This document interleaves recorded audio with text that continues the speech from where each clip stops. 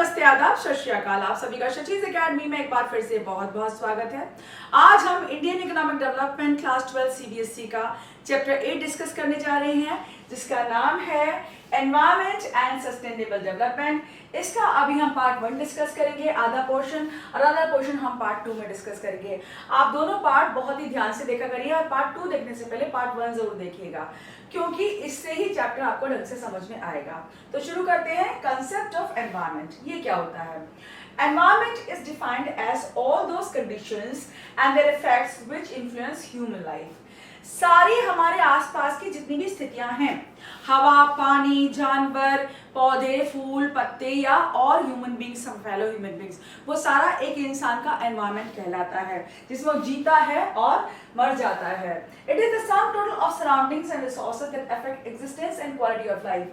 जो हमारे जीवन की क्वालिटी को डिफाइन करता है, हम कैसा जीवन स्तर रखते हैं और हम कैसा जीवन यापन करेंगे, सब कुछ डिफाइन करता है। जैसे कि आप देखिएगा, रेगिस्तान के लोग गर्मी में बहुत ज्यादा रहते हैं, वहीं पे आपके बर्फीले इलाकों में बर्फ बहुत पड़ती है, तो वहाँ ठंड बहुत ज्यादा होती है। उस हिसाब से ही लोग वहाँ के एडजस्ट करते हैं, अडेप्ट करते हैं। वहाँ का वेजिटेशन भी अलग होता है। अब वेजिटेशन के हिसाब से गर्मी, सर्दी, जो भौतिक स्थितियां, उनके हिसाब से इंसान का जीवन चलता है और बहुत ज्यादा इफेक्ट भी होता है। According to the Environment Protection Act 1986, environment includes water, air, land, and the interrelationships which exist between water, air, land, human beings and other creatures, plants, microorganisms and property। तो जितनी भी भौतिक स्थितियां हैं, माउंटेन्स हैं, पहाड़ हैं, पर्वत हैं, नदियां हैं, झरने हैं, पेड़ पौधे, जानवर, कीट, जितने की कीड़े मकोड़े और जो बहुत ही माइक्रोब्स हैं जो आंखों से भी नहीं दिखते, वो भी हमें इफेक्ट करते हैं। बहुत ही सिंपल सा उदाहरण मैं आपको दे सकती हूँ कि जब कोई चीज आप, जैसे कि सब्जियों के जो छिलके हैं वो फेंक दो आप, या पत्तियां फेंक दो, थोड़े दिन बाद वो सड़ी हुई मिलेंगी आपको, और उससे भी ज्यादा दिन जाओगे तो आपको गायब ही मिलेंगी। तो वो कौन करता है? वो जो नेचुरल स्कैवेंजर्स हैं, आपके नेचुरल स्कैवेंजर्स क्या करते हैं, उनको वो कर देते हैं, डिकम्पोज कर देते हैं, वो सड़ जाते हैं और धीरे धीरे गायब होकर सॉइल में ही मिल जाते हैं। तो ये सारे काम कौन करता है? प्रकृति में जितने भी अनगिनत माइक्रोब्स हैं वो करते हैं। इस तरह हवा, पानी हमें प्लांट से मिलता है, प्रकृति से मिलता है, माउंटेन से बहुत सारी चीजें मिलती हैं। तो सब चीजें हमारी लाइफ को बहुत इफेक्ट करती हैं। और इनके जो इंटररिलेशनशिप्स हैं, वाटर के, एयर के, लैंड के, इंटररिलेशनशिप्स यानी तारतम्य, संबंध, आपसी संबंध है। देखिए, पानी किसको इफेक्ट करेगा? हवा में जब पानी बरसता है तो हवा में ह्यूमिडिटी हो जाती है, ठीक है? तो पानी ने हवा को इफेक्ट किया, इस तरह हवा भी पानी को इफेक्ट करती है। जब बारिश होती है तभी हवाएं तेजी से चलती हैं और बादलों के डायरेक्शन होते हैं। तो इस तरह के जो आपसी संबंध है, आपसी जो एक्शंस, रिएक्शंस है, ये हमारी लाइफ को बहुत इफेक्ट करते हैं। इसी को हम एनवायरनमेंट कहते हैं। देन एलिमेंट्स ऑफ एनवायरनमेंट कौन कौन से हैं? फिजिकल और लिविंग। तो फिजिकल कौन से होते हैं? पत्थर हो गए, नदियां हो गए, झरने हो गए, पर्वत हो गए, सारे क्या है? एबायोटिक, जिनमें लाइफ नहीं मानी जाती है। एलिमेंट्स ऑफ एनवायरनमेंट तो पहले कौन से हैं? फिजिकल या एबायोटिक, यानी निर्जीव जो एलिमेंट्स हैं वो हैं। दूसरे है लिविंग और बायोटिक एलिमेंट्स ऑफ एनवायरनमेंट, ठीक है? बायोटिक यानी जो जीवन है, जिनमें लिविंग है। Physical elements include air, water, land, soil, climate, mountains, minerals and all other resources which nature has provided to us free of cost। तो ये free of cost मिले, नेचर के गिफ्ट्स हैं हमें, जो जितने भी हवा, पानी, पर्वत हैं और जो नेचुरल रिसोर्सेज हैं, आयरन हो रहे हैं, जितने मिनरल्स हैं, वो सब हमें मिले हैं। ये कौन से? फिजिकल एलिमेंट्स हैं। दूसरे आते हैं living elements, include all kinds of living creatures like birds, plants, animals, forests, fisheries, etc. which impact human life। और ये सारे क्या लिविंग क्रिएचर्स हैं? जैसे चिड़िया में जीवन होता है, प्लांट में जीवन होता है, एनिमल्स में जीवन होता है, फॉरेस्ट लाइफ जितने भी हैं उनमें जीवन होता है, मछलियां जो उनमें जीवन होता है। तो जो भी जीवित है वो क्या है? आपकी बायोटिक है, लिविंग है, ठीक है? Then significance of environment. Environment offers resources for production, it sustains life, it assimilates या digest waste and it enhances quality of life. पहला क्या, environment offers resources for production. जितने भी लैंड लेबर है, इनफैक्ट जो मशीनरी बनाते हैं, अब मशीन कोई ऐसे तो नहीं कि हम हवा में बना देंगे भाई, मशीन के लिए हमें स्टील चाहिए, आयरन चाहिए, प्लास्टिक, जितनी भी चीजें आप कर रहे हैं वो सब नेचर से हमें मिली हैं।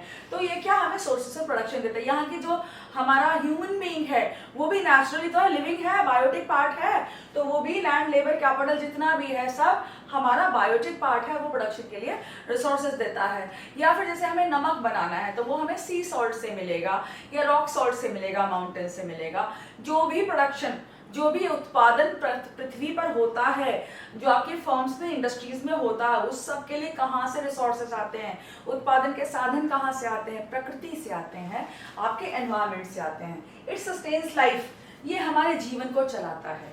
एनवायरमेंट नहीं तो हम नहीं, ठीक है। हवा पानी, अब थोड़ी देर आप सांस बंद कर लो, मिनट भर सांस बंद करना भी बहुत बड़ी जंग है भाई। योगा करने वाले भी 45 सेकंड से लेकर 1.5 मिनट तक ही सांस रोक सकते हैं। तो एक हवा को ही ले लो तो मर जाएंगे हम बिना हवा पानी के किसी के भी। तो एनवायरमेंट के बिना हमारा जीवन नहीं है। इट एसिमिलेट्स और डाइजेस्ट वेस्ट। अब इसका मीनिंग समझिए, एसिमिलेट्स का मतलब है अपने में निहित करना, डाइजेस्ट करना या एब्जॉर्ब करना। जैसे मैंने अभी आपको बताया, जो पत्तियां वो सड़ जाती हैं, सॉइल में मिल जाती हैं। तो जो भी हम पॉल्यूशन करते हैं, जो भी हमारी गतिविधियां हैं की कंजम्पशन की, जीवन यापन की, उसकी वजह से जब जीते हैं हम, तो हम बहुत सारी गतिविधियां करते हैं। हम वेस्ट मटेरियल प्रोड्यूस करते हैं, हम सीवेज में, नालियों में अपना कचरा फेंक देते हैं। तो ये सारा कुछ है, ये प्रकृति क्या इसको डाइजेस्ट करती है। डाइजेस्ट यानी इसको एब्जॉर्ब, इसको डिके करती है, डिकम्पोज करती है। तो ये भी इसको डाइजेस्ट करना ही कहेंगे। पृथ्वी हमारी, सॉइल में दबा दो कोई चीज आप, मिट्टी में कितने भी छिलके दबा दो, कितनी भी चीजें दबा दो, सब डाइजेस्ट हो जाती है। कितनी भी गंदगी पृथ्वी पर फेंक दो, बहुत सारी गंदगी साफ हो जाती है। लेकिन कुछ प्लास्टिक जैसी चीजें वो हजारों साल लेती है डिकम्पोज होने में, वो एक अलग चीज है। It enhances quality of life. प्रकृति हमारे जीवन को एनहांस करती है, उसे बेहतर बनाती है, हर तरह से बेहतर बनाती है, हमें स्वस्थ रखती है, हमारी सारी सुविधाएं पूरी करती है। Environmental crisis. Environmental crisis occurs when resources are overexploited and it exceeds the carrying or bearing capacity of environment. Environmental crisis क्या होती है? Crisis यानी मुसीबत। Environment किसी की जो क्राइसिस आई है, मुसीबत आई है, जो उसमें एक उथल पुथल पैदा हुई है, जिसकी वजह से हमारा जीवन खतरे में है, पूरा हमारा ओजोन लेयर खतरे में है, वो डिप्लीट हो रहा है, हमारी हवा जो है वो कंटामिनेट हो रही है, पॉल्यूट हो रही है, हमारे लोगों को बहुत तरह तरह की बीमारियां हो रही हैं, जो नेचुरल बैलेंस है वो खत्म हो रहा है। क्यों हो रहा है? क्योंकि हमारी जो रिसोर्सेज है हमने उन्हें ओवर एक्सप्लॉइट कर दिया है। ओवर एक्सप्लॉइट का मतलब है जितना ऑक्सीजन प्रोड्यूस नहीं हो रहा है प्लांट से, हम उससे ज्यादा कार्बन डाइऑक्साइड प्रोड्यूस कर रहे हैं। या फिर हमारा जो हवा, जो पानी है, जो बरसात हो रही है, फ्रेश वाटर आ रहा है नदियों में, उससे ज्यादा हम गंदगी के सीवेज उसमें डाल रहे हैं। जैसे कि हमारा जो टॉयलेट से जाता है, जो इंडस्ट्रियल वेस्ट जाता है, जितने भी सीवेज का जो केमिकल्स डाल रहे हैं नदियों में, अब नदियों का जो फ्रेश वाटर है उसके हिसाब से हमारे सीवेज बहुत ज्यादा होने लगा है, वो बेचारी एब्जॉर्ब नहीं कर पा रही, इसलिए कंटामिनेट होती जा रही हैं। तो जो कैरिंग और बियरिंग कैपेसिटी है, बियर करना मतलब क्या है? बोझा ढोना कहते हैं जिसको, बोझ उठा सकना। जैसे सपोज मैं 50 केजी वेट अपने सर पे उठा पाऊं और आप मेरे सिर पे 100 केजी लाद दो, तो हो सकता है मैं गिरी जाऊं, यही ढेर हो जाऊंगी। ऐसे ही प्रकृति का भी है भाई। जितना हम एक गिलास पानी में सपोज हम थोड़े बहुत इंप्योरिटीज होंगे तो उनको झेल जाएंगे, हमारा शरीर झेल जाएगा। लेकिन अगर हमने उस पानी में थोड़ा सा नाली का पानी मिला के डाल दिया या सीवेज का पानी डाल दिया तो हम तो मर ही जाएंगे उस पानी को पीकर।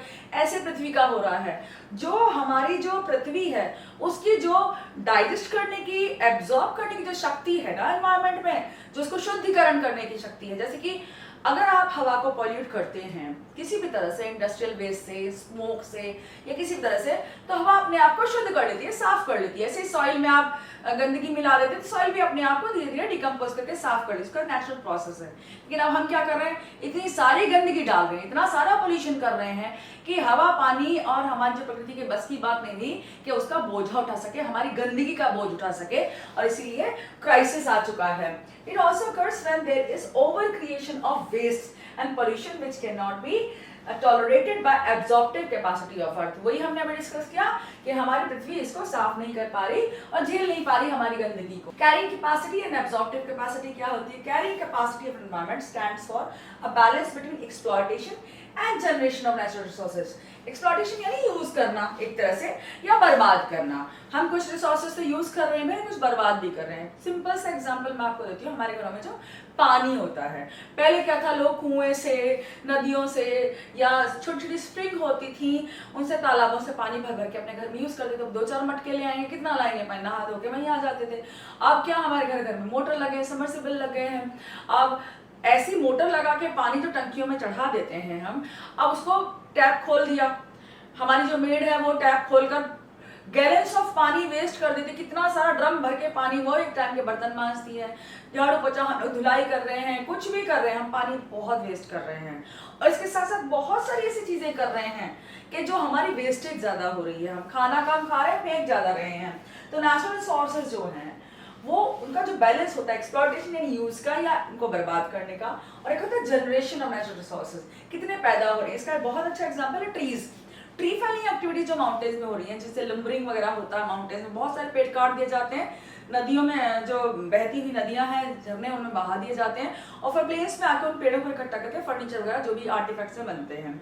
अब देखिए, पेड़ तो कम उग रहे हैं, एक पेड़ को पूरा होने में शायद 20 साल में एक पेड़ बड़ा होता है, लेकिन हम लगातार रातों रात हमने तो इतने सारे पेड़ काट दिए, रातों रात तो पेड़ उग के बड़े होने से रहे। तो हमारे पेड़ों की कटाई ज्यादा हो रही है, पेड़ उगाए कम जा रहे हैं, लगाए कम जा रहे हैं, इसलिए हमारे भूस्खलन होते हैं, लैंडस्लाइड्स होते हैं, माउंटेन्स बिल्कुल हमने साफ कर डाले।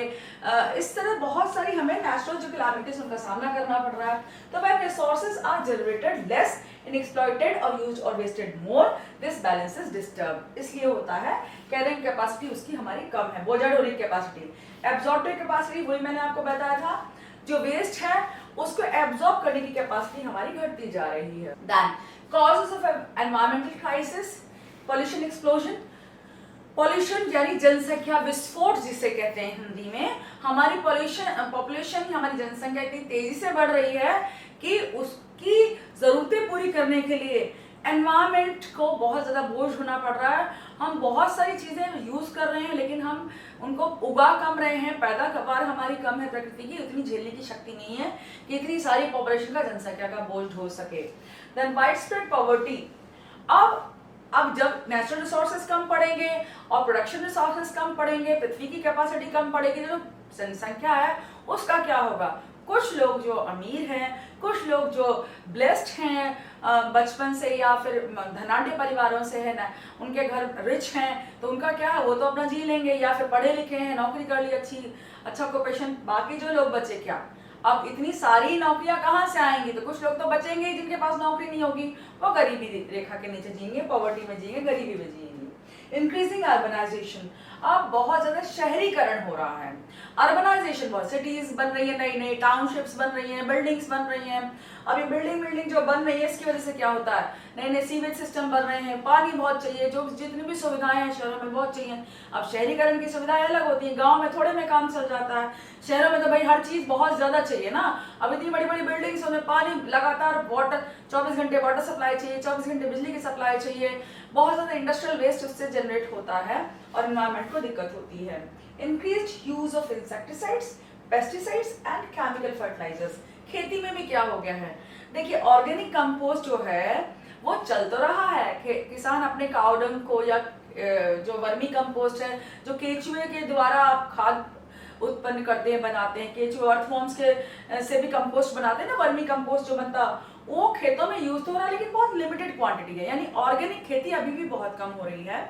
इनऑर्गेनिक यानी इंसेक्टिसाइड्स, पेस्टिसाइड्स और केमिकल फर्टिलाइजर्स का ज्यादा यूज हो रहा है। अब जब केमिकल फर्टिलाइजर्स हम खेतों में डालते हैं, इससे क्या होता है, जो पानी हम उसमें डालते हैं, तो पानी के द्वारा, पानी के साथ ये सारे केमिकल्स हमारी पृथ्वी के अंदर चले जाते हैं। तो जो वाटर टेबल है हमारी पृथ्वी के नीचे वाला, वो भी सारा कंटामिनेट हो रहा है, वो सारा उसमें केमिकल जा रहे हैं, तो वो पानी फिर हम पी रहे हैं, तो नेचुरल क्राइसिस अपने आप आ रहा है।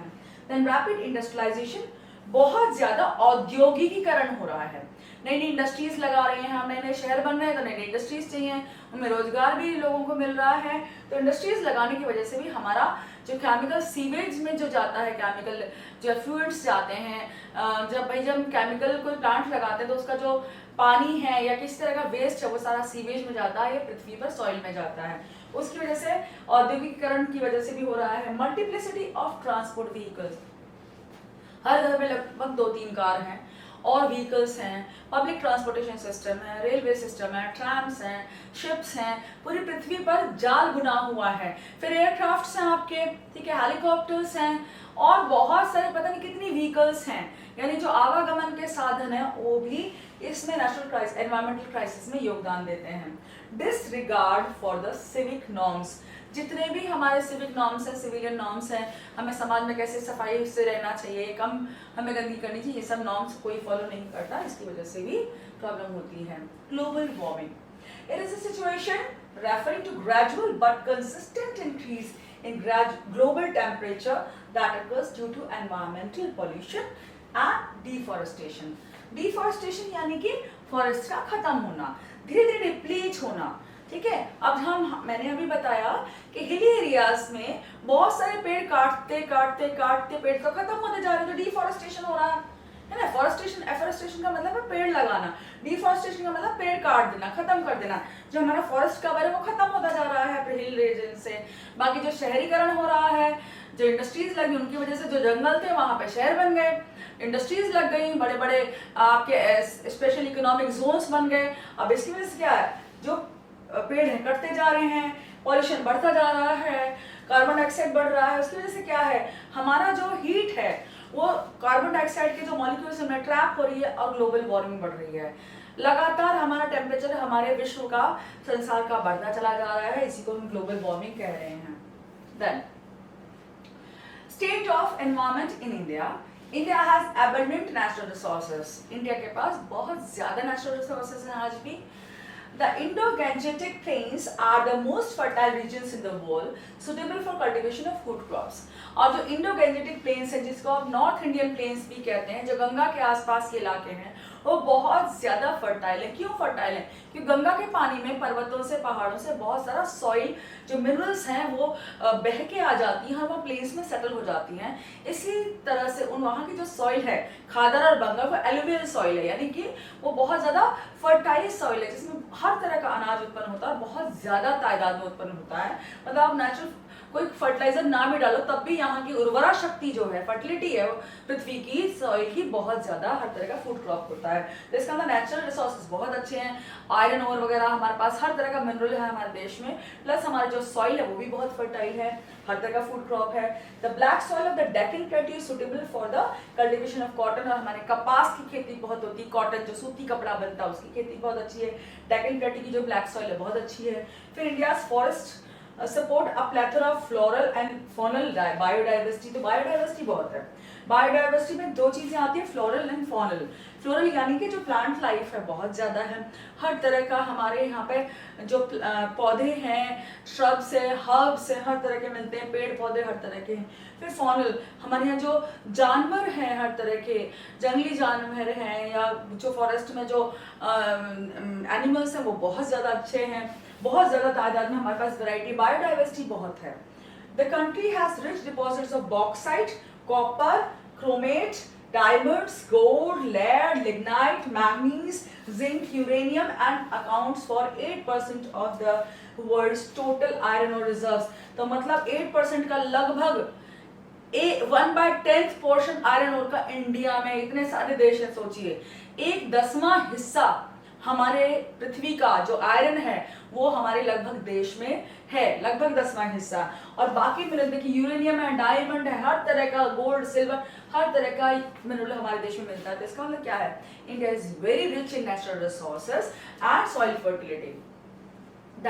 Pressure on environment of India, हालांकि इंडिया बहुत रिच है नेचुरल रिसोर्सेज में, लेकिन यहाँ पे एनवायरमेंट पे प्रेशर कितना है वो देखना है हमें, कि दबाव कितना पड़ रहा है, कितना बोझा ढोना पड़ रहा है। India is the habitat of nearly 18%, almost 1/5 of the world's population. भाई देखिए, नेचुरल रिसोर्सेज बहुत ज्यादा अच्छे हैं, लेकिन पॉपुलेशन भी बहुत ज्यादा, उसके हिसाब से ज्यादा ही है जितने हमारे नेचुरल रिसोर्सेज, मतलब पूरे नहीं पड़ेंगे नेचुरल रिसोर्सेज हमारे, ठीक है।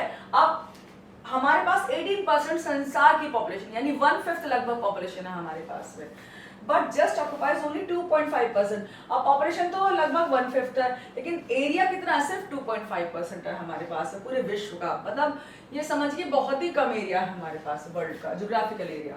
Pressure of population has diminished the value of abundance of resources. इसकी वजह से क्या हुआ है कि कि हमारी जो अबंडेंस है ना रिसोर्सेज की वो बेकार है, क्योंकि हमारी पॉपुलेशन इतनी ज्यादा वो सबको खा जाएगी, हर चीज को खत्म कर देगी। हमारी अबंडेंस का कोई मीनिंग नहीं है, वो मीनिंगलेस होगी यहाँ पे, उसका कोई वैल्यू नहीं रहेगी। Due to which nearly 21.9% of the country's population is surviving below poverty line. इसी वजह से हमारे 21.9% जो जनता है हमारे देश की वो पॉवर्टी लाइन के अभी भी नीचे है। पॉवर्टी लाइन के नीचे होने का मतलब क्या है? Struggling for food, clothing and shelter. जो खाने आधारभूत खाने मतलब 2 टाइम का खाना नहीं मिल पा रहा उन्हें ढंग से, उन्हें कपड़े ढंग से नहीं मिल पा रहे, और ना ही उनके पास कोई घर है रहने के लिए, वो कहीं भी झुग्गी झोपड़ी में अपना जीवन यापन करते। तो पॉवर्टी लाइन के नीचे हमारी पॉपुलेशन है। क्यों? क्योंकि हमारे नेचुरल रिसोर्सेज पे, एनवायरमेंट पे बहुत ज्यादा प्रेशर है population. Environmental issues in India क्या क्या है? Natural resources are getting overused और over exploited, exceeding the rate of its regeneration. तो हमारे देश के जो पेड़ हैं, पौधे हैं, फ्लोरा है, फौना है, वो इतना ज्यादा हम बढ़ नहीं रहा, उसका रीजनरेशन बार बार, जैसे कहते हैं ना कि भाई पेड़ काटा है तो उगा भी लो, एक पेड़ काटो तो एक उगा भी लो, तो ऐसा नहीं हो रहा है। हम 50 पेड़ काट रहे हैं और एक ही उगा रहे हैं, तो हमारा जो इम्बैलेंस है वो हो रहा है, रीजनरेशन बहुत कम है। Then production and consumption waste are generated more than the absorption capacity of environment. हमारी जो एब्जॉर्प्शन कैपेसिटी, बोझल होने की शक्ति पृथ्वी की, उससे ज्यादा उत्पन्न कर रहे हैं, हम पैदा कर रहे हैं पोल्यूशन को, वेस्ट को। Air pollution, water pollution and sound pollution are increasing at alarming rates, और बहुत ही अलार्मिंग मतलब कि बहुत ही तेजी से बढ़ रहे हैं, क्रिटिकल वैल्यूज पे जा रहे हैं। इससे ज्यादा हो गए तो हम बर्बाद हो जाएंगे इस हाल से। Then India is in the midst of environmental crisis, और हमारे देश में एनवायरमेंटल क्राइसिस है। हमारा देश एनवायरमेंटल क्राइसिस से जूझ रहा है। कैसे? The dichotomy of environmental crisis degradation in India. Dichotomy मतलब 2 तरह का, डाई मतलब 2 तरह का यहाँ पे है हमारे पे एनवायरमेंटल क्राइसिस। कौन कौन सा है? एक तो पॉवर्टी इंड्यूस्ड एनवायरमेंटल क्राइसिस है, डिग्रेडेशन है। दूसरा है affluence induced environmental degradation. Poverty का मतलब है गरीबी की वजह से हमारा एनवायरमेंट खराब हो रहा है, क्राइसिस आ गया है। और दूसरा हमारा इंडस्ट्रियलाइजेशन, हमारी ग्रोथ की वजह से भी आ गया है। अब ग्रोथ की वजह से, पॉवर्टी की वजह से कैसे, ये देखते हैं। पॉवर्टी इंड्यूस्ड एनवायरमेंटल डिग्रेडेशन क्या होता है कि गरीबी की वजह से हमारा एनवायरमेंट खराब हो रहा है, डिग्रेड हो रहा है। वो कैसे? Poverty is the principal cause of environmental degradation in rural areas. ग्रामीण क्षेत्रों में सबसे बड़ा कारण है पॉवर्टी, गरीबी। It occurs due to tree felling activities in rural areas for livelihood. अब उनके पास जीवन यापन करने के या जीवन को जीने के साधन नहीं है, रोजगार नहीं है, पैसा नहीं है, खाना कहाँ से खाएंगे? पेड़ काटो, लकड़ी बेचो और खाना खा लो, वो उनके पास जीवन यापन करने का साधन है, जीवन जीने का। तो पेड़ बहुत काटे जाते हैं हिली एरियाज वगैरह में। तो then tree felling leads to deforestation. इसकी वजह से हमारा जो फॉरेस्ट कवर है, ट्री कम होते जा रहे हैं, and environmental degradation is occurring, और एनवायरमेंटल डिग्रेडेशन होता जा रहा है। देन effluence induced expanding production activity is the principal cause of environmental degradation in the urban areas। अब रूरल एरियाज में, ग्रामीण क्षेत्रों में तो भाई पेड़ काट के गरीबी की वजह से पेड़ काट रहे, इसलिए डिग्रेड हो रहा है एनवायरमेंट। लेकिन अर्बन एरियाज में, शहरी यहाँ एरियाज में क्या इंडस्ट्रीज लगा दी हमने, उसकी वजह से सीवेज में वेस्ट जा रहा है, धुआं उड़ रहा है आपकी फैक्ट्रियों से, और बहुत सारा हमारा जो ट्रैफिक है, हमारी गाड़ियां चल रही है, रेलगाड़ी, मालगाड़ी, आपकी पता नहीं कौन कौन सी गाड़ी चल रही है, जिसकी वजह से हमारा पॉल्यूशन बढ़ रहा है। Industrial smoke is polluting the air and industrial waste is polluting the water. जो वेस्ट है, केमिकल वेस्ट है, वो वाटर में, सीवेज में जा रहा है, धुआं हवा को खराब कर रहा है, वेस्ट पानी को खराब कर रहा है। Expansion of vehicular traffic in the wake of expanding production activity is generating noise pollution besides contributing to the air pollution and global warming. अब जो वेहिकुलर ट्रैफिक है, व्हीकल्स है, हमारी गाड़ियां है, कार है, मोटर है, बाइक है, सर ये क्या करती हैं? इनका क्या है? ये नॉइस पोल्यूशन, पै पै पै पै गाड़ियां जब हॉर्न बजाती रहती हैं तो नॉइस पोल्यूशन हो गया, आवाज का पोल्यूशन होता है ना, आपने सुना होगा। और दूसरी बात, जो इनकी जो हीट है वो जनरेट हो रही है, हवा में कार्बन डाइऑक्साइड आ रहा है, तो वो हीट को ट्रैप कर रहा है CO2, उसकी वजह से आपकी ग्लोबल वार्मिंग बढ़ती जा रही है। और अब आगे बढ़ते हैं और देखते हैं कि प्रिंसिपल कंसर्न्स क्या है। तो सबसे पहला हमारा डिग्रेडेशन ऑफ लैंड, जिसमें हमारी जो पृथ्वी है और हमारा जो पूरी सॉइल है, मिट्टी है हमारी, उसकी उर्वरा शक्ति खत्म हो रही है, तो सारे न्यूट्रिएंट्स खत्म हो रहे हैं, प्लस उसका कंटामिनेशन हो रहा है, यानी गंदगी भरती जा रही है। अब जितने भी हमारी फैक्ट्रीज में केमिकल्स होते हैं, प्लास्टिक का वेस्ट होता है, ये सारे जितनी भी हम गंदगी पैदा करते हैं वो सारी कहाँ होती है? डंप यार्ड्स में, लैंडफिल्स में। आपने देखा होगा जब दिल्ली के पास गए होंगे आप, दिल्ली के आसपास या कहीं भी शहर के बाहरी इलाकों में जाइए, वहां पे गंदगी के बहुत बड़े बड़े ढेर आपको मिलेंगे। तो वो लैंडफिल साइट्स होते हैं जहां पर पूरे शहर की गंदगी वहां पर डंप कर दी जाती है और उन्हें डंप यार्ड्स भी कहा जाता है। अब कुछ गंदगी तो क्या होता है, उसको हम ट्रीट कर लेते हैं और डिफरेंट कमोडिटीज बना लेते हैं, इलेक्ट्रिसिटी भी बना लेते हैं, बिजली का उत्पादन कर लेते हैं, बट बाकी गंदगी तो ऐसे ही वहां पे पड़ी रहती है और पूरी सॉइल को और एनवायरमेंट को कंटामिनेट करती है, गंदा करती है। अब दूसरा है air pollution, particularly in the form of vehicular pollution in urban areas। तो शहरों में क्या है, बहुत सारी गाड़ियां हैं, मोटर कार्स हैं, बसेस हैं, ट्रैम्स हैं, हर तरह का व्हीकल है, हर तरह का आवागमन के साधन है। अब ट्रांसपोर्टेशन की वजह से ट्रक चलते हैं, बहुत सारी ऐसी चीजें चलती है, तो वहां पे क्या बहुत ज्यादा पॉल्यूशन होता है और एयर पॉल्यूशन होता है। तरह तरह का धुआं, तरह तरह की पॉइजनस जो जहरीली गैसें हैं वो हवा में भर जाती हैं और हवा को बहुत ज्यादा गंदा कर देती हैं। Then water pollution and management of fresh water। अब वाटर पोल्यूशन क्या है, जब हम केमिकल यूज करते हैं, देखिए इस खेती में भी जो पेस्टिसाइड्स है, इंसेक्टिसाइड्स है, फर्टिलाइजर्स है, वो सब केमिकल ही तो हैं। अब वो केमिकल जब हम खेतों में डालते हैं वो प्लांट्स में भी चले जाते हैं, हमारे पौधों में जाते हैं, हमारे गेहूं में, चावल में, सब में जाते हैं। प्लस पानी के साथ साथ वो जमीन के अंदर धंस जाते हैं और वाटर टेबल तक पहुंच जाते हैं। वाटर टेबल मतलब नीचे की जो सतह में हमारा पानी, अंडरग्राउंड वाटर है हमारा, उसमें पहुंच जाते हैं, तो हमारा पानी भी गंदा होता चला जा रहा है। अच्छा, यही पानी बहकर नदियों में, नालों में इधर उधर जाता है, तो सारा केमिकल फैल गया है नदियों, नालों में, सबमेर्ज स्ट्रीम्स में। लॉस ऑफ बायोडाइवर्सिटी, इसकी वजह से क्या, देखिए अब इसका तारतम्य कहाँ कहाँ जाके जुड़ रहा है, संबंध कहाँ, रिलेशनशिप। देखिए जब एयर पॉल्यूट होती है तो हवा में जो आपके जो प्राणी हैं, बर्ड्स हैं और बहुत सारे प्राणी हैं, वो सब उसको सूंघ कर, मतलब उसको सांस लेकर उसमें मर जाते हैं या बहुत सारी प्रॉब्लम होती है उन्हें। फिर वाटर पोल्यूशन में क्या है, जो आपका पानी में जो जीवन पनप रहा है, मछलियां हैं और बहुत सारे जानवर पानी में होते हैं मछलियों के अलावा, वो उस पानी को पीकर, केमिकल वाले पानी का, गंदे पानी को पीकर सीवेज वाले को वो मर रहे हैं। तो हमारे यहाँ की बायोडाइवर्सिटी खत्म हो रही है। प्लस माउंटेन्स पे, पहाड़ों में आपके पेड़ कट रहे हैं, जंगल खत्म हो रहे हैं, तो जंगली जानवर भी इधर भाग रहे हैं या मर रहे हैं, उनका शिकार भी हो रहा है। तो बायोडाइवर्सिटी हमारे यहाँ, जो फ्लोरा था, वेजिटेशन था और जो एनिमल लाइफ थी वो भी खत्म हो गई है और हमारे यहाँ वाइल्ड लाइफ जो है वो खत्म होती जा रही है। और बहुत सारी ऐसी प्रजातियां हैं आपकी, पौधों की भी और पेड़ों की, प्लस आपके एनिमल लाइफ की, जानवरों की, जो खत्म होती जा रही, विलुप्त होती जा रही, एंडेंजर्ड है। सॉलिड वेस्ट मैनेजमेंट, आपने कभी सोचा है कि जो आपके घर में पन्नियां होती हैं, जो आपके पैकेट्स आते हैं, अमेज़न से मंगा लिया, यहाँ से गत्ते की जो पैकेजिंग होती है, आप तो डस्टबिन उठा के फेंक देते हैं, उसको जो कलेक्शन वाले हैं, जो कूड़ा कलेक्ट करने वाले हैं, वो भी ले जाते हैं, पर लेके जाते कहाँ हैं? मैंने अभी बताया डंप यार्ड्स में या लैंडफिल साइट्स में डंप कर दिया जाता है। तो अब ये सॉलिड वेस्ट, इसको सॉलिड वेस्ट कहते हैं। आपका कंप्यूटर खराब हुआ, आपने डस्टबिन में फेंक दिया, पर वो जाता कहाँ है? तो वो सॉलिड वेस्ट है। उस मैनेजमेंट जो है इंडिया में अभी भी इतना अच्छा नहीं है और उसकी वजह से भी हमारा पूरा एरिया कंटामिनेट होता है हमारा। डिग्रेडेशन ऑफ लैंड, सबसे पहले हम लेंगे इसको। Degradation of land means loss of fertility और loss of productivity of land which occurs due to inappropriate या bad land use और land management practices। अब इसमें फर्टिलिटी का कम हो जाना, यानी उर्वरा शक्ति जो है, उपजाऊ शक्ति जो है आपकी जमीन की, उसका कम हो जाना। उपजाऊ शक्ति क्या होती है? जब आप अनाज बोते हैं ना भाई, उसमें कितनी पैदावार होगी, कितना यील्ड होगा? 1 बीघा जमीन में या आपके पास खेत है, उसमें कितना आपका गेहूं का बोरी पैदा होगा या चावल की बोरी कितनी होगी, वो आपकी क्या फर्टिलिटी डिसाइड करती है। जिस सॉइल की फर्टिलिटी कम होती है, उर्वरा शक्ति कम होती है, उसमें कम अनाज पैदा होता है। जिसकी ज्यादा होती है तो उसमें ज्यादा अनाज पैदा होता है। ठीक है, उसके बाद लैंड मैनेजमेंट प्रैक्टिसेस। अब लैंड मैनेजमेंट प्रैक्टिसेस भी खराब है, प्लस बहुत ज्यादा पॉल्यूशन भी होता जा रहा है लैंड का।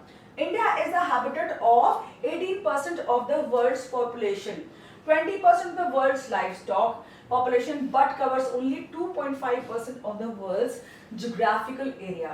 अब देखिए दो चीजें देखिए यहाँ पर, एक तो 18% यहाँ पे वर्ल्ड की पॉपुलेशन यानी ह्यूमन बींग्स, 18% यानी लगभग 1/5 पॉपुलेशन, 1/5वां हिस्सा तो 5वां हिस्सा जो पृथ्वी के पूरे ह्यूमन बींग्स का वो इंडिया में बसता है, human beings.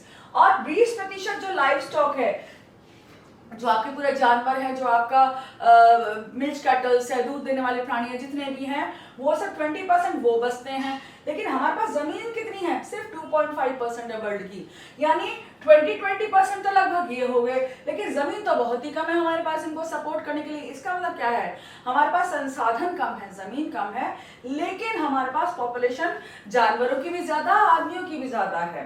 This leads to an intensively competitive use of land for the purpose of forestry, agriculture, human settlements and industries। अब आपको पता है हमारा ज्योग्राफिकल एरिया 2.5% है, लिमिटेड ही तो है भाई।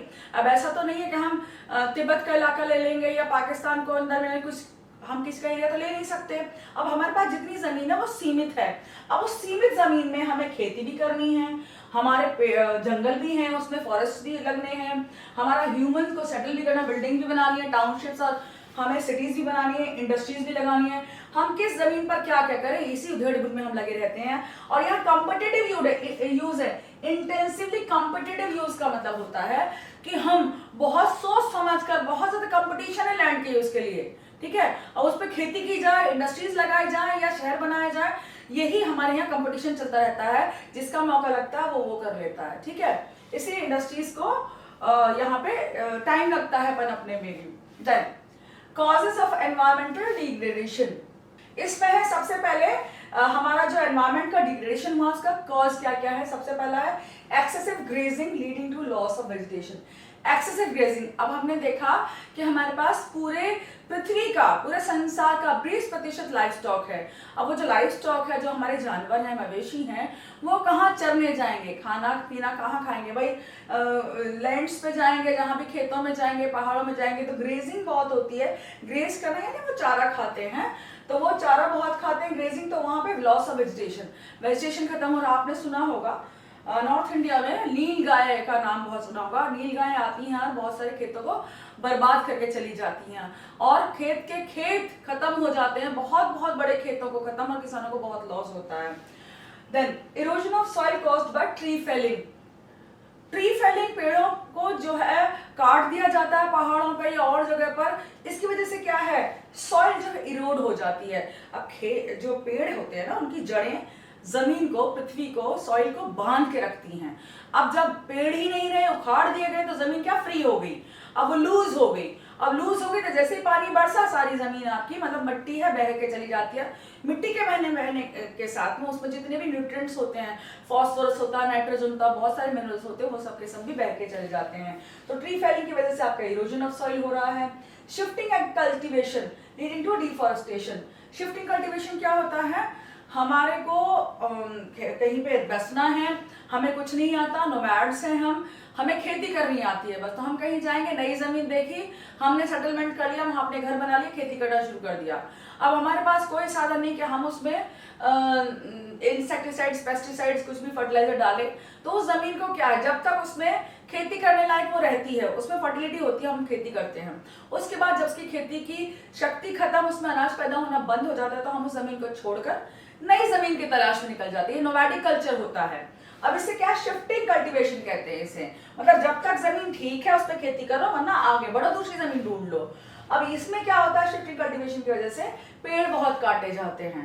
भाई नई जमीन के लिए हमें पेड़ काट कर साफ करना पड़ता है ना खेतों को बनाने के लिए। अब खेत बनाने के चक्कर में पेड़ काट दिए जाते हैं, और पेड़ों का सफाया हो गया तो डिफॉरेस्टेशन हो गया। Encroachment of forest lands, illegal ownership and exploitation of land कहते हैं इसे, लीडिंग टू डिफॉरेस्टेशन।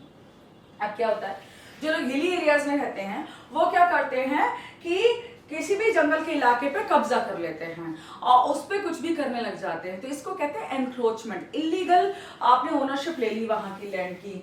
इसकी वजह से क्या है, वो जमीन पे जो चाहे पेड़ काट दिए, वहां पे जो चाहे कर रहे हैं, अब पेड़ काट दिए, सॉइल का इरोजन भी हो गया, या कुछ उसे बेच दिया, या कुछ और भी कर लेते हैं, और डिफॉरेस्टेशन तो होता ही होता है। इतना तो कर ही देते हैं कि पेड़ तो काट ही दिए उन्होंने। देन फॉरेस्ट फायर्स, जंगलों में आग लग जाए, या leading to loss of vegetation. और फॉरेस्ट फायर्स जो होती हैं, वहां पे आग लग जाए जंगल में, तो वहां से क्या सारा वेजिटेशन, वहाँ का फ्लोरा और फोना, मतलब प्लांट लाइफ जो होती है, फ्लोरा जो होता है, और एनिमल लाइफ जो फोना जिसे हम कहते हैं, वो सब खत्म हो जाता है। वहां से जानवर खत्म और वहाँ का पेड़ पौधे, पेड़ भी सब कुछ खत्म। Inadequate soil conservation measures leading to loss of soil fertility। अब यहाँ पे सॉइल का इरोजन हो रहा है, डिफॉरेस्टेशन हो रहा है, लेकिन कोई कुछ नहीं कर रहा है। इसकी वजह से सॉइल की जो शक्ति है, उपजाऊ शक्ति है, वो खत्म हो रही है। Then improper crop rotation, impairing or reducing soil health। improper crop rotation क्या होता है कि अनाजों को बोने का एक तरीका होता है कि हमारी जो मिट्टी है उसकी उपजाऊ शक्ति बनी रहे। जब ये रोटेशन का मतलब होता है अनाजों को इस प्रकार से लगाना कि जो सॉइल है उसकी जो उपजाऊ शक्ति है बनी रहे। कभी कभी क्या होता है, हम एक तरह की फसल लगाते चले जाते हैं, इसकी वजह से सॉइल की जो उपजाऊ शक्ति खत्म हो जाती है। आपने अंग्रेजों के समय पे देखा था ना, ब्रिटिश रूल था कि नील की खेती कर डाली। अब नील की खेती करने के बाद आपकी जो धान की फसल थी वो नहीं पैदा हो पाई। तो किसानों को ये पता नहीं होता कई बार कि कौन सा प्रकार का जो अनाज है उसको उत्पन्न करने से, पैदा करने से क्या नुकसान हो सकता है। इसकी वजह से भी आपकी सॉइल का इरोजन हो रहा है। Indiscriminate use of agrochemicals, fertilisers and pesticides impairing soil health. अब जो एग्रोकेमिकल्स हैं, फर्टिलाइजर्स हैं, आपके केमिकल फर्टिलाइजर्स हैं जो फैक्ट्री में उत्पन्न होते हैं, उत्पादन किए जाते हैं, उनको यूज करने से आपकी सॉइल की उपजाऊ शक्ति तो खत्म हो ही रही है, उसमें केमिकल और भर भर के जा रहे हैं जो आपके पानी में भी जा रहे हैं। Improper planning and management of irrigation systems impairing productivity of land. अब देखिए हमारी खेती को, हिंदुस्तान की खेती को हम गैम्बल ऑफ मानसून कहते हैं, मानसून का जुआ, यानी कि बारिश हुई तो अच्छी फसल हो गई, नहीं हुई तो भाई जुआ ही है ना, नहीं हुई तो आपकी सारी फसल हार गए, सारी फसल खत्म, कुछ भी अनाज पैदा नहीं होगा। इसीलिए हिंदुस्तान में क्या है, इरिगेशन, सिंचाई के साधन कम है। इरिगेशन यानी सिंचाई, पानी देने की सुविधाएं कम है, नहरें कम है, नदियां का पानी वहां डाइवर्ट नहीं हो पाता, कैनाल्स कम है। इसकी वजह से क्या है, हमारे सारे खेतों को पानी नहीं मिल पाता है और इसकी वजह से हमारी जो जमीन की उर्वरा शक्ति खत्म हो जाती है, productivity. Excessive extraction of groundwater, lowering water table and challenging the productivity of land। अब जो ग्राउंड वाटर है, यानी कि जमीन से हम ट्यूबवेल लगा लिया, हैंडपंप लगा लिया, मोटर लगा के पानी खींच रहे हैं, उसकी वजह से क्या हो, जमीन में पानी का जो स्तर है वो नीचे होता जा रहा है, घटता चला जा रहा है। उसकी वजह से क्या है कि और चैलेंजेस आते जा रहे हैं आपकी जमीन की प्रोडक्टिविटी को लेकर। Then alarming consequences of land degradation. अब लैंड डिग्रेड हो रही है, हम सारे गलत काम मिट्टी के साथ कर रहे हैं और उसका धीरे धीरे उसका पतन होता जा रहा है। हमारी जो जमीन है वो खराब होती जा रही है। उसकी वजह से कॉन्सिक्वेंसेस क्या हो रहे हैं, उसका रिजल्ट क्या है, हमें क्या उसका रिजल्ट भोगना पड़ेगा। ये है, पहला है extremely low availability of forest cover पर पर्सन। अब जो फॉरेस्ट कवर पर पर्सन का यहाँ क्या मीनिंग है, देखिए हम सब इंडिया में बस रहे हैं तो हमारे लिए फॉरेस्ट कवर जरूरी है। क्यों जरूरी है, हमारे लिए मानसून भी जरूरी है, हमारे लिए हवा पानी सब जरूरी है, वातावरण जरूरी है। वातावरण को बैलेंस रखने के लिए एक जो पोर्शन है हमारे जो जमीन का, उस पर जो आपके जंगल है वो होने चाहिए, फॉरेस्ट होना चाहिए। अगर फॉरेस्ट हद से ज्यादा कम हो गए तो हम हिंदुस्तान में जी नहीं पाएंगे, ना ही हमारी खेती होगी, ना ही बारिश होगी, और भी इम्बैलेंसेस आ सकते हैं। जो फॉरेस्ट कवर है वो घटता चला जा रहा है पर पर्सन, ठीक है। पहले क्या था, nearly 0.06 hectares contrasting with 0.47 hectares required to cope with basic needs. जरूरत कितने की, 0.47 हेक्टेयर की है पर पर्सन, लेकिन कितना है हमारे पास, 0.06%। देखिए कितना ज्यादा कम है, मतलब लगभग 0.40% कम है हमारे पास में, ठीक है। फिर soil erosion is occurring at an alarming rate. Soil erosion, मिट्टी हमारी बहती चली जा रही है बहुत ज्यादा तेजी से। अलार्मिंग यानी कि जो खतरे के निशान से ऊपर हो, है ना, खतरा ही खतरा है अब हमारी जमीन के लिए। क्या है, ऑफ रेट, कितना अलार्मिंग रेट है, of 5.3 billion ton a year. हमारी 5.3 बिलियन टन जो मिट्टी है वो बह जाती है हर साल per year. Because of which, इसकी वजह से India is losing 0.8 billion ton of nitrogen, जिसमें से 0.8 मिलियन टन नाइट्रोजन हमारा खत्म होता है हर साल। 1.8 मिलियन टन हमारा फास्फोरस खत्म होता है जमीन से। जमीन में केमिकल्स होते हैं सारे, है ना, मिनरल्स होते हैं। And 26.3 million ton of potassium every year. तो सारे मिनरल्स हैं, ठीक है, केमिकल नहीं है, मिनरल्स हैं हमारे। ये सारे मिनरल्स हमारी जो जमीन से खत्म होते जा रहे हैं, बहते चले जा रहे हैं। मिट्टी बहेगी तो भाई मिनरल भी तो बह के चले जाएंगे, ये समंदर में, नालों में या कहीं भी बह के जा रहे हैं और हम इसे रोक नहीं पा रहे। According to the estimates of government of India, each year the country loses nutrients ranging from 5.8 million tons to 8.4 million tons। अंतर समझना, 5.3 बिलियन टन तो मिट्टी बह रही है और 5.8 मिलियन टन आपका टन्स टू 8.4 मिलियन टन क्या है, मिनरल्स बह रहे हैं। मिट्टी के साथ साथ मिनरल भी तो बहेंगी, तो मिट्टी तो ज्यादा बह रही है भाई, 5.3 बिलियन तो ज्यादा होता है ना, ठीक है। और यहाँ पे बिलियंस में या बिलियंस में कंफ्यूज मत होना, मिट्टी बहुत ज्यादा बह रही है और उसके साथ साथ हमारे मिनरल्स भी बह के जा रहे हैं। ये डिजिट्स आप लिखना चाहे लिख देना, नहीं तो सिंपल आप लैंग्वेज भी लिखेंगे तो भी मार्क्स मिलेंगे आपको। देन एयर पोल्यूशन, आपकी हवा का किस तरह से पोल्यूशन हो रहा है। Air pollution occurs in the form of poisonous gases. कौन कौन सी पॉइजनस गैस, जहरीली गैसें कौन कौन सी होती है एयर पोल्यूशन में? कार्बन डाइऑक्साइड, CO2 जो होती है आपकी, कार्बन मोनोऑक्साइड, ठीक है, in the air owing to the activities of production and consumption. जो भी हम प्रोडक्शन करते हैं, यानी फैक्ट्री जो चल रही है, हमारी इंडस्ट्रीज जो चल रही हैं, कारखाने चल रहे हैं, उनसे धुआं निकलता है, गंदी गंदी गैसें, पॉइजनस जहरीली गैसें निकलती हैं जो हवा में मिश्रित हो जाती है, मिल जाती हैं और हवा को बहुत ज़्यादा कंटैमिनेट करती हैं, पॉल्यूट करती हैं, ठीक है। और जो हम कंजम्पशन भी करते हैं, कंजम्पशन क्या, हम भाई घर में भी तो गैस जलाते हैं, मीथेन होता है उसमें, LPG जो जला रहे हैं, अगर हम सिंपल लकड़ी भी जलाते हैं, इसकी वजह से हमारे हवा में जो है धुआं भर जाता है और वो हवा को पॉल्यूट करता है, प्रदूषित करता है। What are causes of pollution of air? तो हवा के प्रदूषण के क्या क्या causes हैं, कारण हैं। पहला, vehicular emissions, जितनी भी व्हीकल्स, मोटर गाड़ियां चलती हैं, हर तरह की बाइक, हर तरह के ट्रक, गाड़ियां, कार हमारे के घर में दो दो हो रही हैं, मिडिल क्लास में भी, तो वो सारी की सारी क्या है, आज़ादी के बाद कई गुना बढ़ गई हैं। इसकी वजह से हमारी जो हवा है वो प्रदूषित हो रही है, ट्रांसपोर्टेशन की वजह से। और पैसेंजर व्हीकल्स, पैसेंजर व्हीकल्स कौन से होते हैं भाई, जो हमारे होते हैं, जिनमें हम कार वगैरह होती है हमारी, और ट्रांसपोर्टेशन व्हीकल्स आपके ट्रक्स वगैरह, बसेस हैं, इनकी वजह से हमारी जो हवा है वो बहुत ज्यादा प्रदूषित, पॉल्यूट होती जा रही है। दूसरी है इंडस्ट्रियलाइजेशन।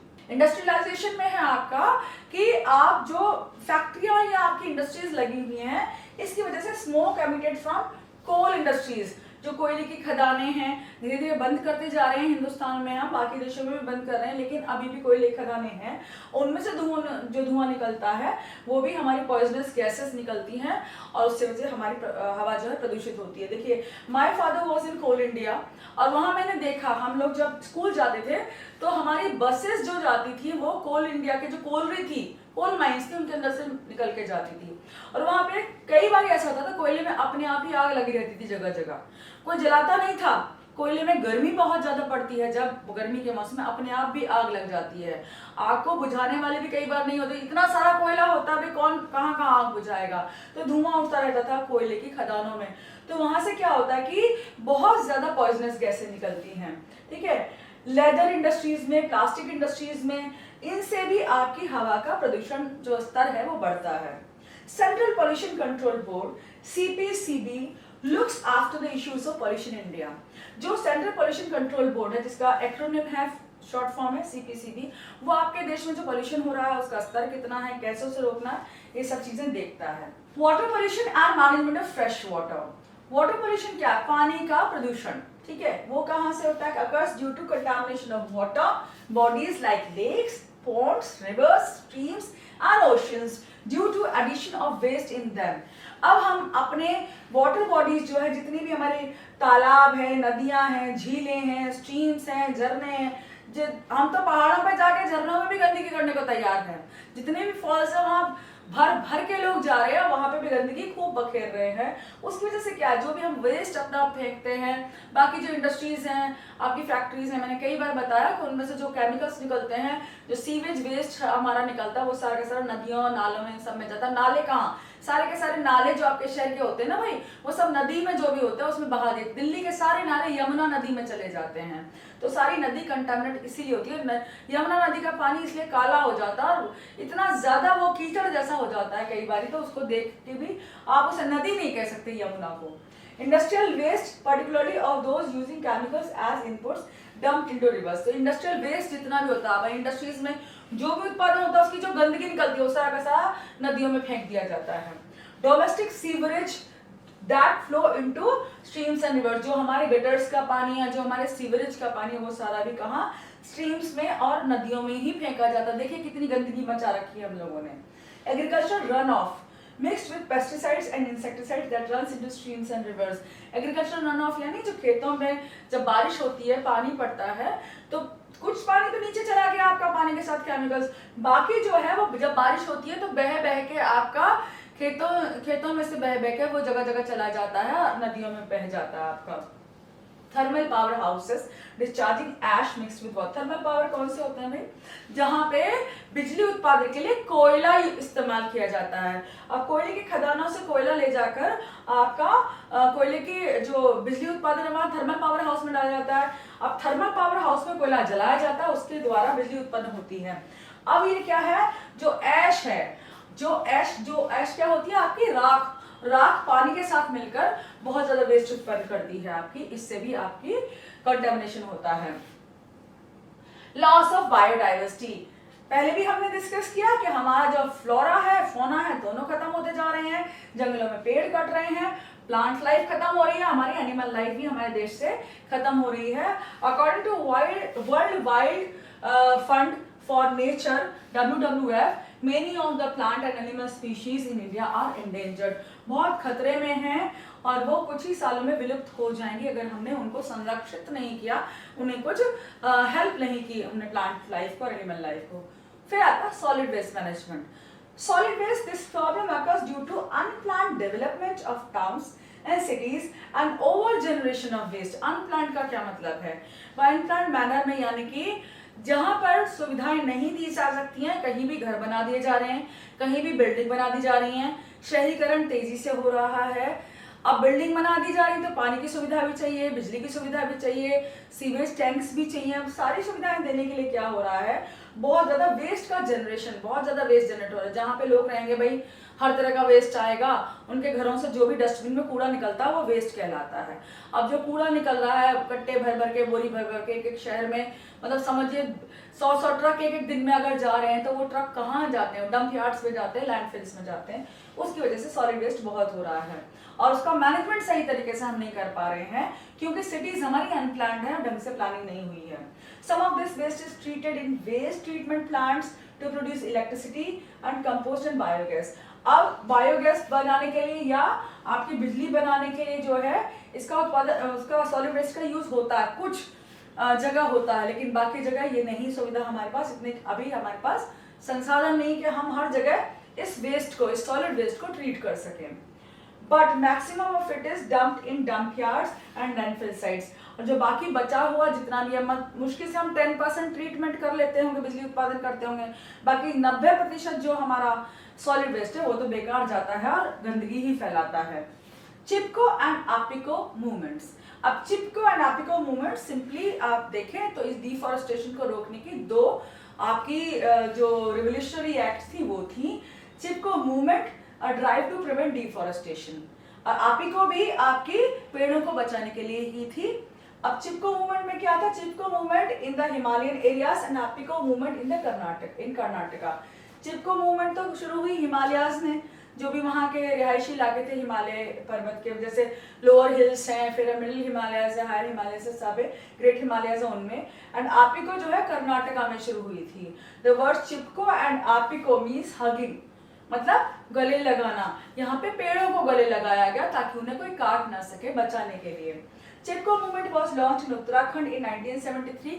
1973 में ये आपके मूवमेंट शुरू हुई, आंदोलन शुरू हुआ पेड़ों को बचाने के लिए उत्तराखंड में। Appiko movement was launch in Karnataka in 1983 और 1983 में कर्नाटका स्टेट में ये एपिको मूवमेंट शुरू हुई and was inspired by the Chipko movement. और चिपको मूवमेंट से इंस्पायर्ड, मतलब 10 साल बाद ही शुरू की गई कर्नाटका में, चिपको के बाद में। In September of 1983 the villagers, जो ग्रामीण क्षेत्रों के जो रहने वाले थे, around the Salkani forest in Sirsi districts hug the trees to save them from felling. उन्हें काटने से रोकने के लिए, पेड़ों को लोग काटते हैं, उन्हें काटने से रोकने के लिए ये लोग पेड़ों से चिपक गए आपिको मूवमेंट में 1983 में कर्नाटका में।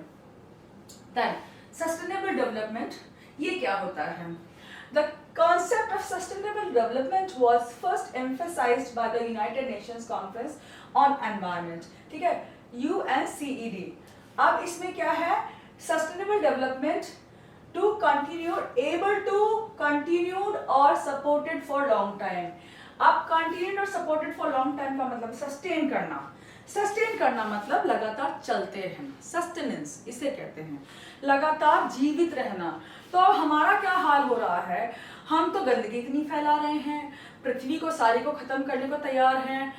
हमारा जो जनरेशन है प्रेजेंट और हमारे जो पहले वाला जनरेशन था वो इतने ज्यादा प्रोडक्शन कर रहा है और प्रोडक्शन के साथ साथ इतना कंजम्पशन कर रहा है। भाई अगर हम अपने कपड़े ही देखें तो ऑनलाइन अमेजोन से ये मंगा लो, ये मंगा लो, वो मंगा लो, मिक्सर मंगा लो, ग्राइंडर मंगा लो, फूड प्रोसेसर मंगा लो, बस मंगा लो लगा रहता है। वो सारा इंडस्ट्री, सारा का सारा जो इंडस्ट्री से आता है उसमें क्या होता है कि हम बहुत ज़्यादा वेस्ट उत्पन्न कर रहे हैं। अब जो वेस्ट सारा का सारा जो हम उत्पन्न कर रहे हैं उसकी वजह से क्या, हमारा वातावरण खत्म होता जा रहा है, हमारी प्लांट लाइफ खत्म हो रही है, हमारे जानवर विलुप्त होते जा रहे हैं। तो हम क्या करें? पृथ्वी का सत्यानाश कर रहे हैं। अब हम आधा जनरेशन पृथ्वी का सत्यानाश अगर कर देगा तो आने वाली जनरेशन के लिए क्या बचेगा? कुछ नहीं।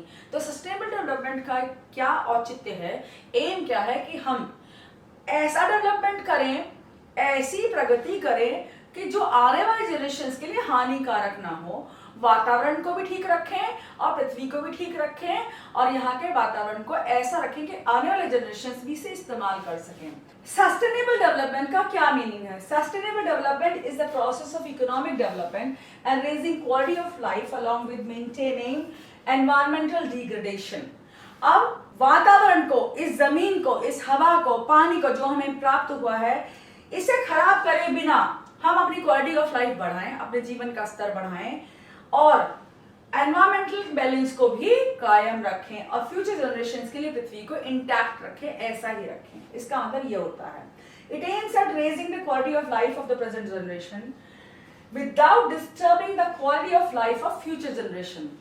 इस पीढ़ी को, इस जनरेशन को सारी सुविधाएं मिलें लेकिन आने वाले जनरेशन की भी लाइफ खराब ना करें, उसका बैलेंस खराब ना करें और उनकी भी क्वालिटी ऑफ लाइफ को हम इंटैक्ट रखें, आने वाली पीढ़ी की लाइफ को। ठीक है, इसका मतलब ये है कि मतलब खुद जियो, औरों को भी जीने दो।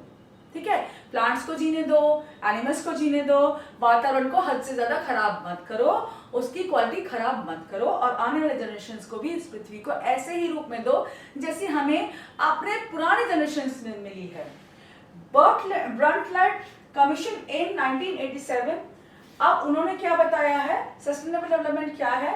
Sustainable development is development that meets the needs of the present generation without impairing या रिड्यूसिंग, इम्पेयरिंग मतलब खराब करे बिना, कम करे बिना, the ability of future generation to meet their own needs. हम तो अपनी सारी जरूरतें पूरी कर रहे हैं, इसी तरह सस्टेनेबल डेवलपमेंट ये कहता है कि हम तो अपनी सारी जरूरतें पूरी करें लेकिन आने वाले जनरेशन को भी हम पृथ्वी ऐसी दें कि वो भी अपनी जरूरतें पूरी कर सके। नहीं, हमें उन्हें पेड़ पौधे का कवर भी दें, माउंटेन्स भी दें, रिवर्स को भी ठीक ठाक दें। ऐसा ना कि सबका कीचड़ बना के हम समंदर की भी कीचड़ बना दें, नदियों का कीचड़ बना दें, सब कुछ सत्यानाश करके अपने बच्चों को ना प्रदान करें। ऐसा होता है कि आप अपने बच्चों के लिए कोई खराब चीज देते हैं तो आप ये सोच कर देखिए कि हमारा जो जनरेशन है वो पृथ्वी के साथ अगर खिलवाड़ कर रहा है तो हमारे जो बच्चे हैं वो दुखी होने वाले हैं, ये पृथ्वी नष्ट होने वाली है इस हाल से। Disregard for resources and environment of growth, अब हमने कभी ध्यान ही नहीं दिया कि हमारी पृथ्वी का क्या होगा, इसकी वजह से ये स्थिति हो रही है। In the recent past, the process of economic growth has accelerated in complete disregard to the resource, endowment and environment. हमने पिछले कुछ सालों में जो अपना आर्थिक विकास किया, ध्यान नहीं दिया है कि हमारी पृथ्वी का क्या सत्यानाश हो रहा है, क्या बुरा हाल हो रहा है, हमारे जानवरों को जो पृथ्वी पर है उनका क्या हो रहा है, हमारे पेड़ों का क्या हो रहा है, हमने किसी पर कोई ध्यान नहीं दिया। इसी की वजह से आज हमारे साथ ये जो पोल्यूशन की समस्या आई है। Diverse crops grown on land have led to fall in soil fertility. हम तरह तरह के पौधे उगा रहे हैं जो कई बार तो हाइब्रिड क्रॉप्स हैं। हम जो मन चाहा मतलब इंसान ने ऐसा तांडव मचा रखा पृथ्वी पर, वो जो चाहे जैसा चाहे उगा रहा है और पृथ्वी का जो बैलेंस है वो खत्म कर रहा है, सॉइल का बैलेंस खत्म होता जा रहा है। डाइवर्स क्रॉप्स, तरह तरह के अनाज उगाने की वजह से भी हमारी जो पृथ्वी की शक्ति है वो खत्म होती है। Then excessive mining of iron, coal, gold, silver and extraction of crude oil has led to the depletion of their stock. अब हमारे अंदर जो जमीन के अंदर संसाधन पृथ्वी के अंदर हमने इतने ज्यादा खोद डाले, भाई हमें हद से ज्यादा सोना भी चाहिए, चांदी चाहिए, हम तो गोल्ड के बेड भी बनाएंगे, गोल्ड की कार बनाएंगे, मतलब हम इतने ज्यादा भोगवादी हैं।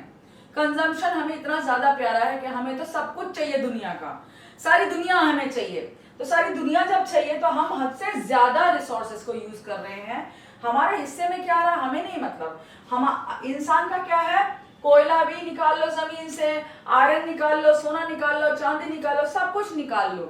अब इस निकालने के चक्कर में एक्सेसिव माइनिंग हुई, बहुत ज्यादा खुदाई हुई है जमीन की, उससे जमीन का बैलेंस बिगड़ गया। Smoke and other injurious emissions from factories and vehicles have led to pollution for environment. अब जितनी भी हमारी जो मोटर गाड़ियां चलती हैं ये भी वातावरण को खत्म कर रही हैं। State strategies for sustainable development, क्या क्या स्ट्रैटेजीज होनी चाहिए हमारी, हम क्या कर सकते हैं, अभी भी बात हाथ से नहीं निकली है। पहला है dependence on non conventional sources of energy, कोयले से बिजली उत्पन्न करना कन्वेंशनल सोर्स ऑफ एनर्जी है, लेकिन इसके साथ साथ बहुत सारे ऐसे साधन हैं, तरीके हैं जिनसे हम बिजली उत्पन्न कर सकते हैं, अपनी जरूरतें पूरी कर सकते हैं। पहला है एलपीजी, जो लिक्विड पेट्रोलियम गैस है, और गोबर गैस है। हमारी गोबर गैस जो होती है, जो गाय का या भैंस का गोबर होता है या किसी और मवेशी का, उससे हम गैस उत्पन्न करते हैं, उससे खाना बनाने में या और किसी काम में हम बिजली उत्पादन में भी काम ला सकते हैं। सीएनजी इन अर्बन एरियाज, हमने जो लकड़ियां जलाना कम कर दें, हम पेड़ों को काट के लकड़ियां भी जलाते हैं ना भाई। कन्वेंशनल सोर्सेस हमारे क्या है, खाना बनाने के लकड़ी काट के खाना बना लो, या आपका कोयला से खाना बना लो, कोयला जमीन से निकलता है, लकड़ी के लिए पेड़ काटने पड़ते हैं, दोनों ही हमारे संसाधन है। तो इसकी जगह से हम गाय का गोबर इस्तेमाल कर सकते हैं। Then wind power by installing wind mills, अब विंड पावर को हम यूज कर सकते हैं, विंड मिल्स लगा सकते हैं, उससे बिजली उत्पादन हो सकती है। सोलर पावर को यूज कर सकते हैं, कैसे बना सकते हैं सोलर पावर को यूज करने के लिए, photovoltaic sales, PVC sales, rooftops, आपने देखा होगा ना बहुत बड़े बड़े जो पैनल्स लगे होते हैं, सिलिकॉन पैनल्स लगे होते हैं, पीवीसी बोर्ड्स लगे होते हैं, उनसे जो सोलर एनर्जी आजकल बहुत चलन में है और लोग उसे लगवा रहे ताकि बिजली उन्हें मिल सके और आपके कन्वेंशनल सोर्सेज जो एनर्जी है वो यूज ना हो। The mini hydel plants in hilly areas में क्या है, पानी ऊपर से नीचे की तरफ जो झरनों से गिरता है वहां पे आप हाइडल प्लांट्स लगा सकते हैं, बिजली के प्लांट्स लगा सकते हैं बिजली उत्पादन के। ट्रेडिशनल नॉलेज एंड प्रैक्टिसेस, जो हमारी ट्रेडिशनल नॉलेज है उसकी प्रैक्टिस कर सकते हैं, उसके द्वारा हमारी बहुत सारी समस्याओं का समाधान हो जाएगा। बायो कंपोस्टिंग, जिसे वर्मी कंपोस्ट वगैरह भी कहते हैं हम, it refers to producing compost through vermicompost using earthworms, तो अर्थवर्म्स को यूज करके हम अपना खाद बना सकते हैं। तो देखिए अब हमने सारे के सारे जो एलिमेंट्स थे, फैक्टर्स थे, इस चैप्टर के डिस्कस कर लिए पॉइंट्स। अब जो भी प्रॉब्लम हो आप पूछ सकते हैं, कोई कमेंट्स हो कमेंट बॉक्स में भेज सकते हैं कि ये भाई ये चीज़ हमें समझ में नहीं आई, प्लीज़ आप दोबारा बता दीजिए, तो हम इसको ट्राई करेंगे सॉल्व करने के लिए। ऐसे ही चैप्टर्स पढ़ते रहिए, आगे बढ़ते रहिए, work hard, take care, God bless you and be happy.